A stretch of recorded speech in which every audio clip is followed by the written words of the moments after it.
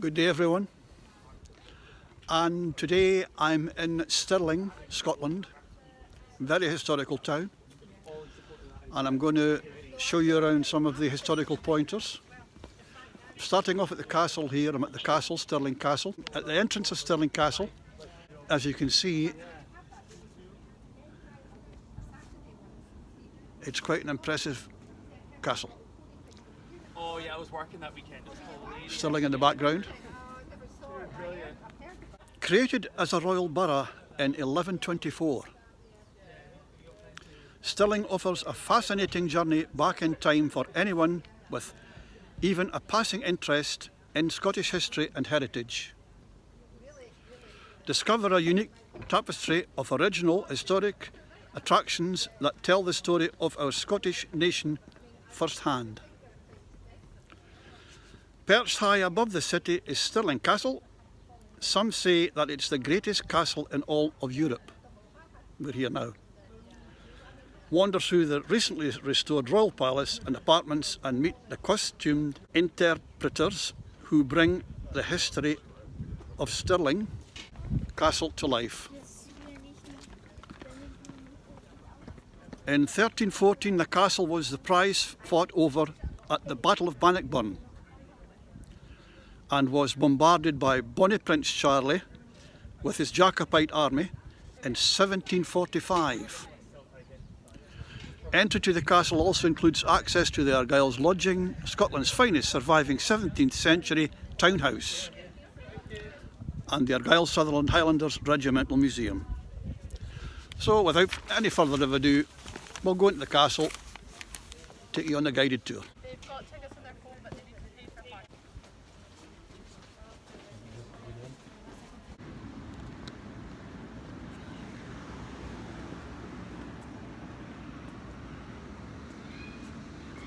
Ramparts there.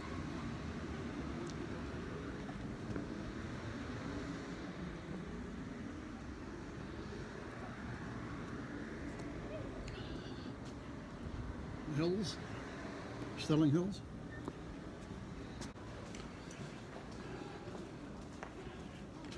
Here we are. We're into the castle. And now, I'll show you around.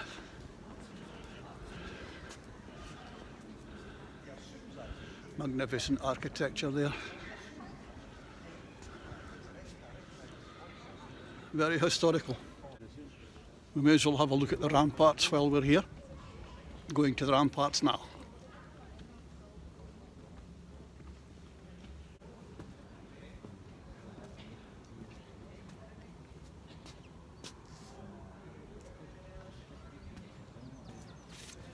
Magnificent view there, Stirling.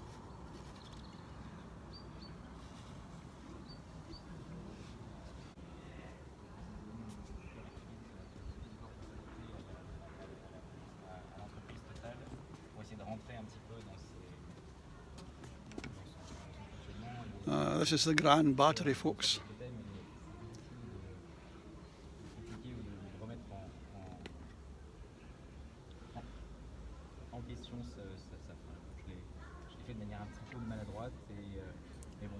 The Grand Battery, this was the front line in Stirling Castle's final battle. Keeping their powder dry, the guns of the Grand Battery roared in anger for the first and last time in January 1746. Built in 1689, the battery was intended to defend the castle against the Jacobites. And here we have a portrait of John Erskine, Earl of Mar, keeper of Castle, Stirling Castle, and leader of the 1715 Jacobite Rising. And next to him there's a portrait of John Blackadder, who led the government forces defending the castle in 1715.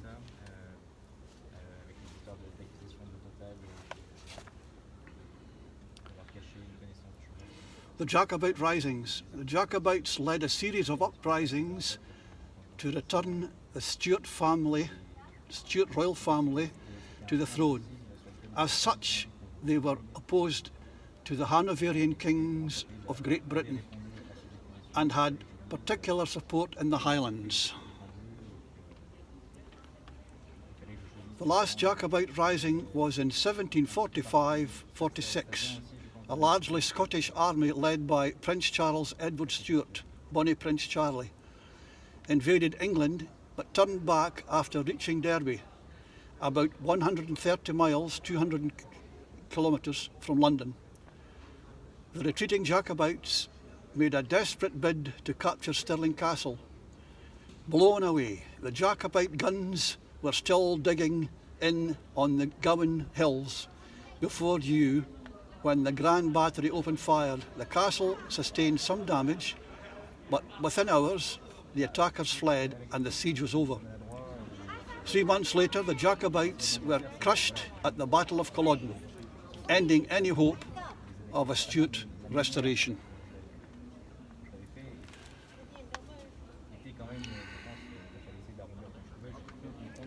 Take it to the bridge. During the earliest Jacobite rising of 1715, the Battle of Sheriffmuir was fought 6 miles to the north of the castle. John Blackadder, an experienced government soldier, led a detachment of troops down to guard Stirling Old Bridge. Blackadder, who was later made deputy governor of the castle, wrote, "I had no great hopes of keeping the rebels out, but the attack never came." The battle was inconclusive. The Jacobite leader, John Erskine, keeper of Stirling Castle, failed to act decisively, contributing to the collapse of the rising.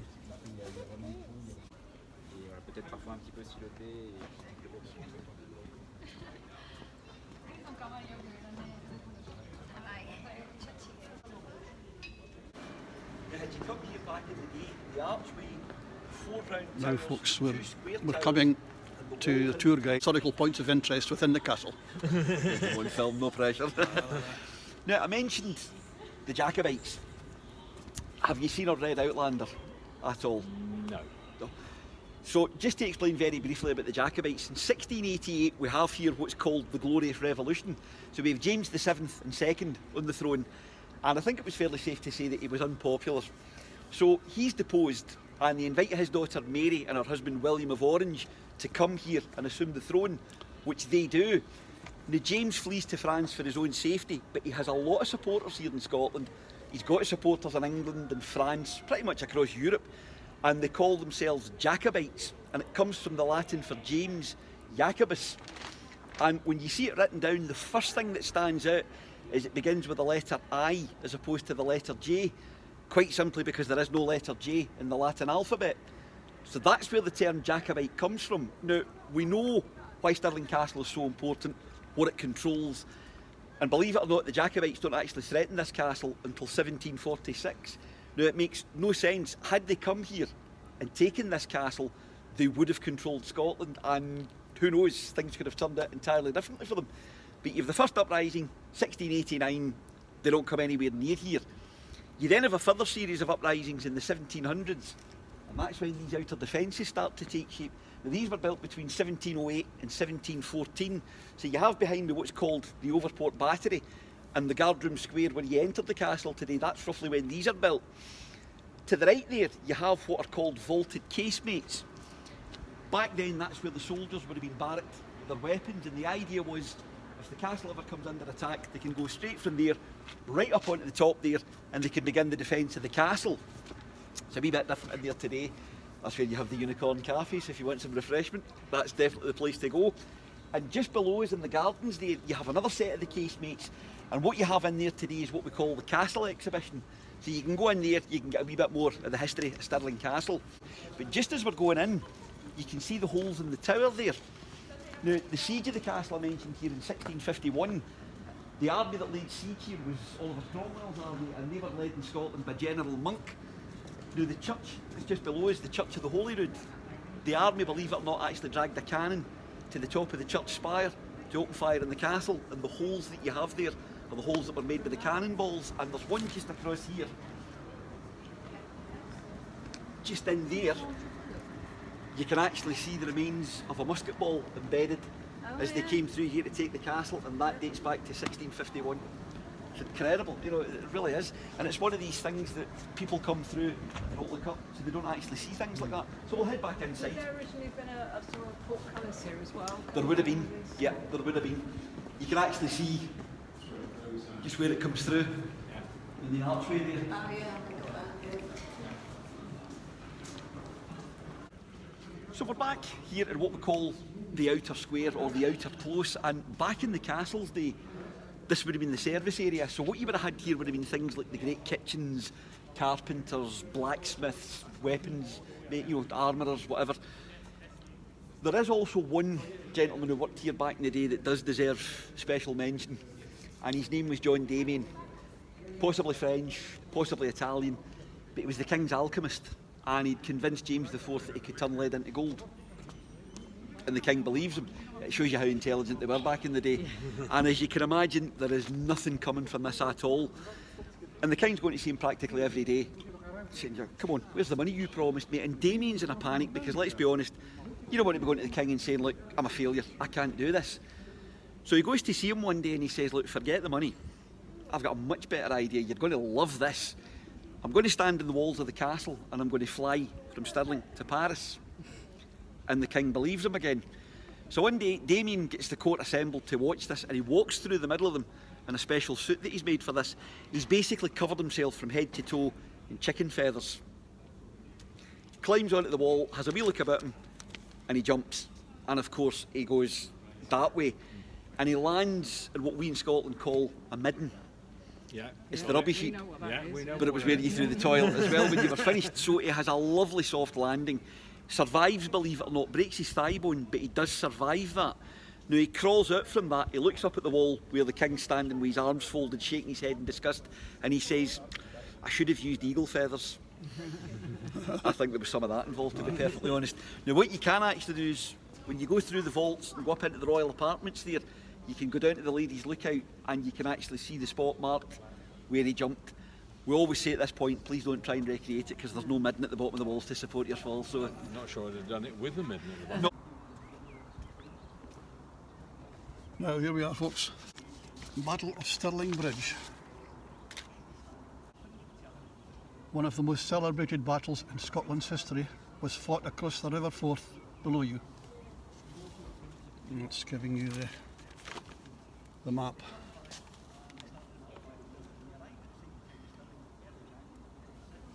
Stirling Bridge, built in 1500s.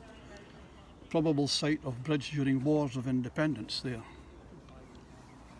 Abbey Craig and the National Wallace Monument, which we can see there just before the hills.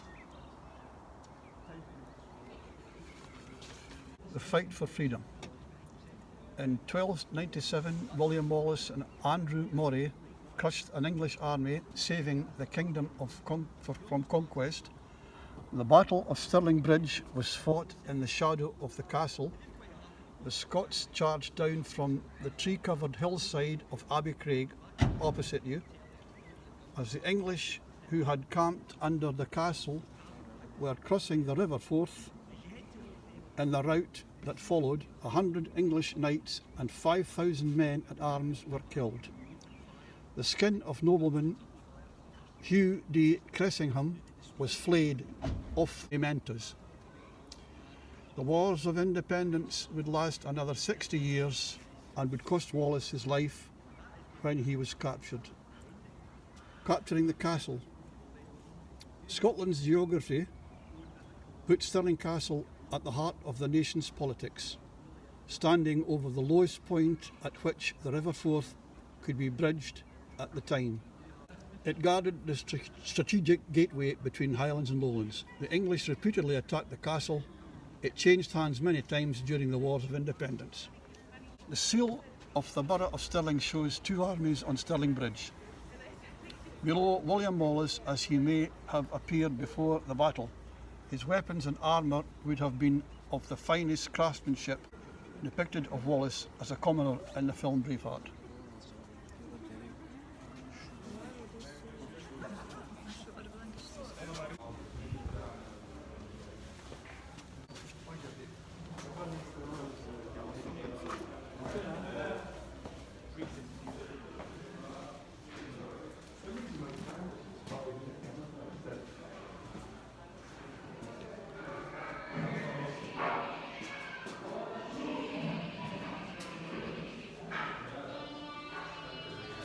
great kitchens.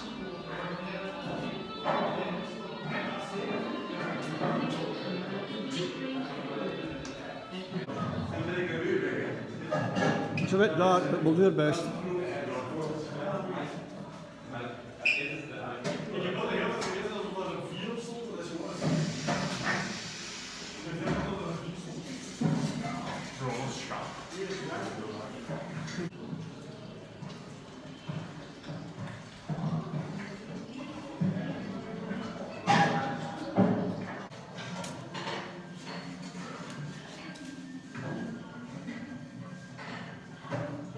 Looks familiar, doesn't it?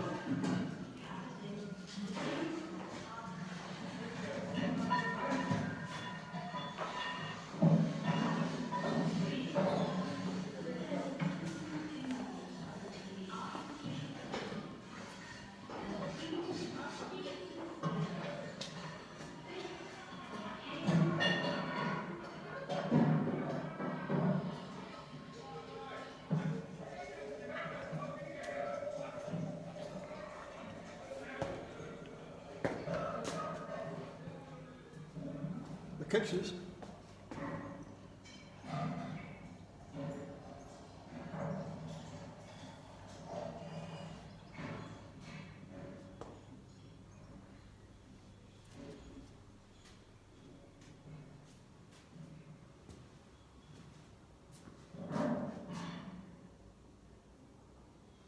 Cooking methods.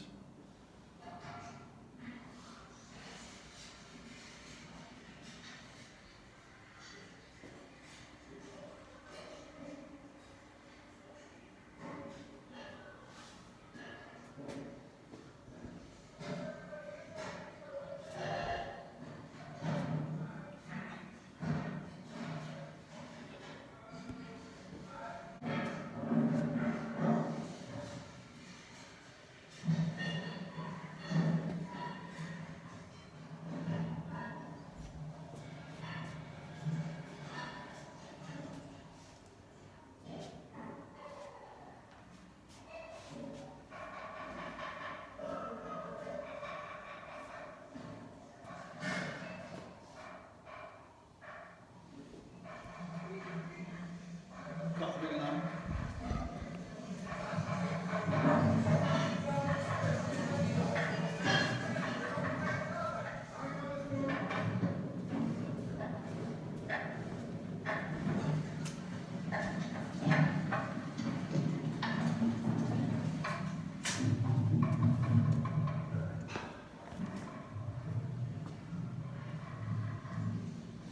Bakery.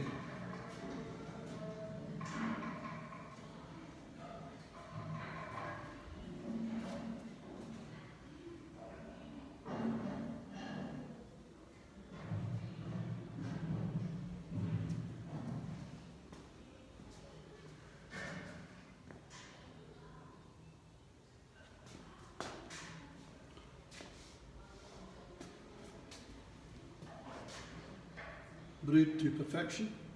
Everyone drank ale from morning to night in the 1500s.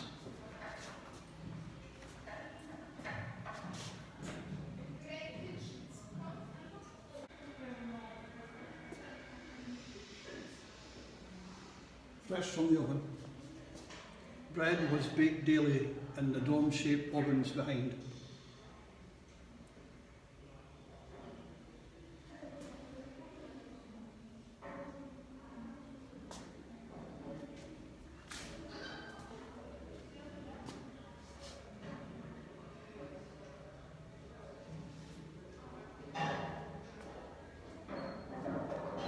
These medieval kitchens were filled in and forgotten for more than 2 centuries.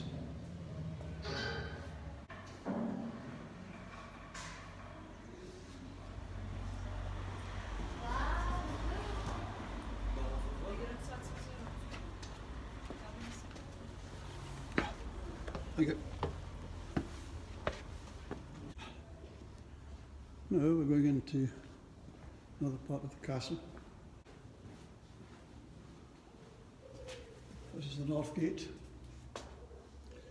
This is the oldest surviving part of Stirling Castle. The passageway here is from a gatehouse built in 1381 for King Robert II, grandson of Robert the Bruce and the first of the Stuart monarchs. Clues in the stonework look up for the groove and the archway down which a portcullis was once lowered. The window and doorway belong to a porter's lodge, while a postern gate or back door can be seen outside. We do not know what the north gate's upper floors originally looked like. They were swept away in 1511, 1512, when the building was expanded to provide kitchens for the Great Hall.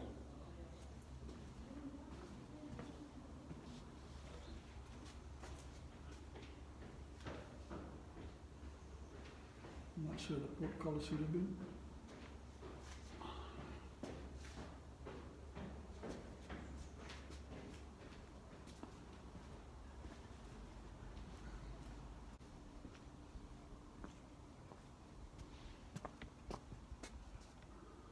Guardhouse.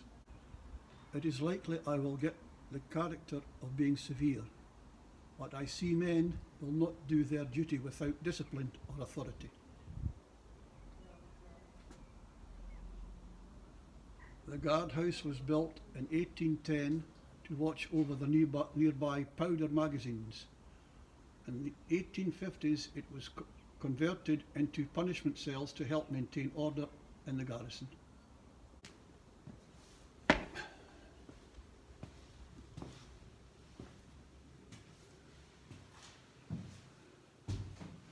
The guardhouse punishment block.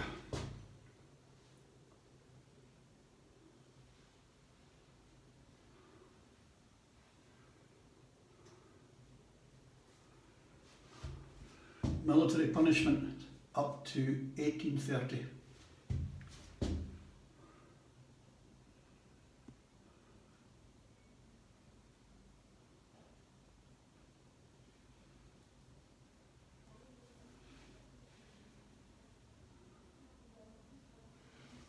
Cut of 9 tails.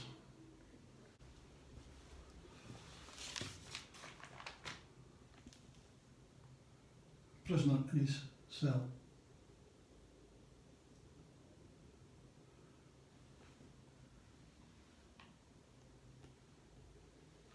Purely sparse.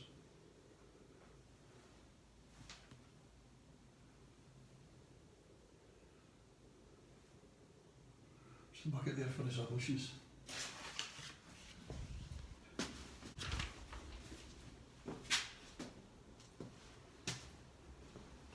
So that was the guardhouse, folks.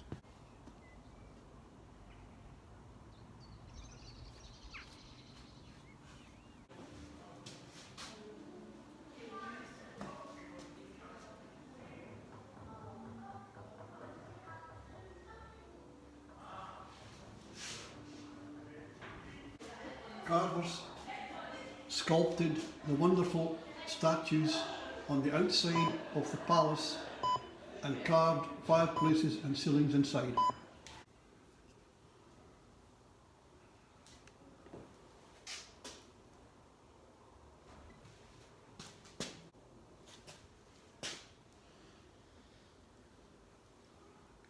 What the King and Queen.